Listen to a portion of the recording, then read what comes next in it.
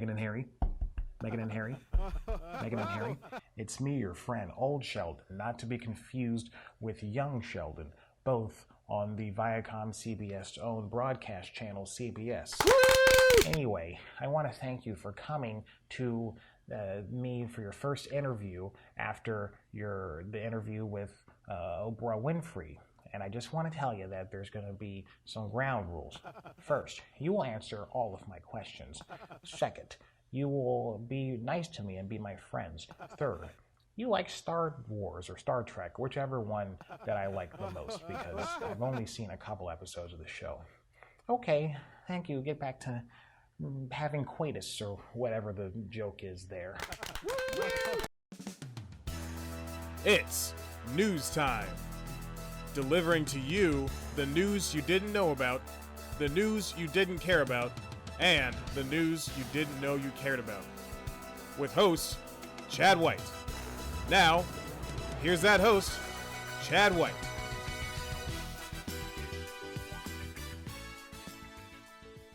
Welcome back to News Time. I'm your host, Chad White, and this is the Royals Go to Hollywood news you didn't know about. Fasten those carriage belts and tighten up your cummerbund. Gross. We're about to take a wild ride with the surnameless Meghan and Harry. And yeah, I'm putting her name first because she is queen and I support my queens. Queens, queens, queens. And that's with the K. I love queens. Now that you know I'm hip, you'll trust me more. Slang is cool.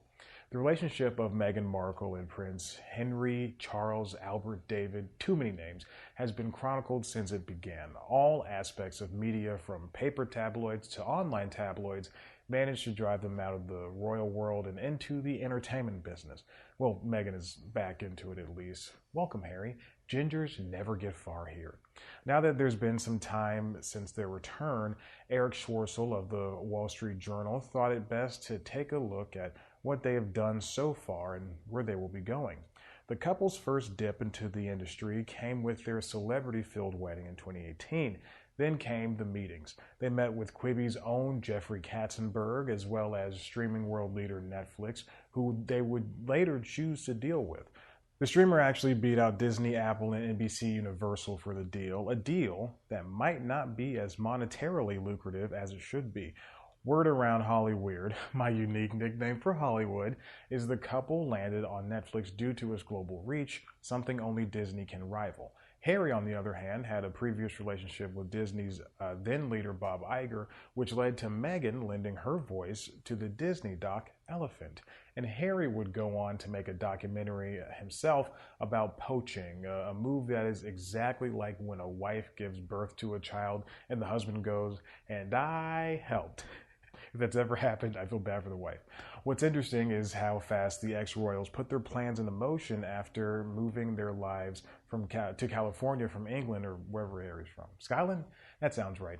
These plans include a $20 million Spotify podcast because they seem to be handing those out like candy. May I add, the Constitutionals is still up for grabs. I know I'm generally against exclusive podcasts, but come on, Spotty baby, you can have it for any amount. Plus, the couple signed another $20 million deal with Penguin Random House for 4 books. All of these projects are encompassed under their production arm, Archwell Productions. The company also has a nonprofit too.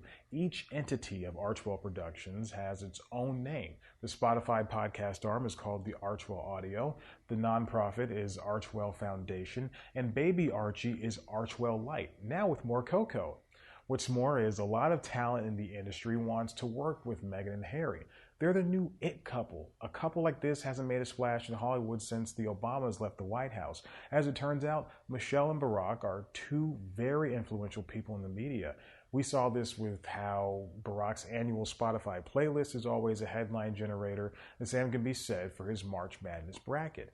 Michelle's various initiatives and general business acumen are always influential. Like that time Melania was influenced by her speech. All of it. The royal rollout is similar to the Obama's occupation, right down to the deal types. Barack started a Spotify podcast with Bruce Springsteen. Michelle started one to interview people she admires. The couple also signed a deal with Netflix for shows and movies that already resulted in an Oscar win. Not even insurrection could stop them at this point. It appears that many expected the Obamas not to do well in the Hollywood spotlight. The same goes for Meghan and Harry. After all, do us regular folks really need to watch, listen, or read what they're putting out? Wouldn't it feel like we're being talked down to? These are all valid, but the couples are using their platforms for good. The only malicious intent is to inform. After all, this is the same society that rallied behind Britney Spears with the same, if not more, fervor of a Black Lives Matter protest. We shouldn't be making any calls right now. I, as the kids say, am here for the Royals coming to Hollyweird.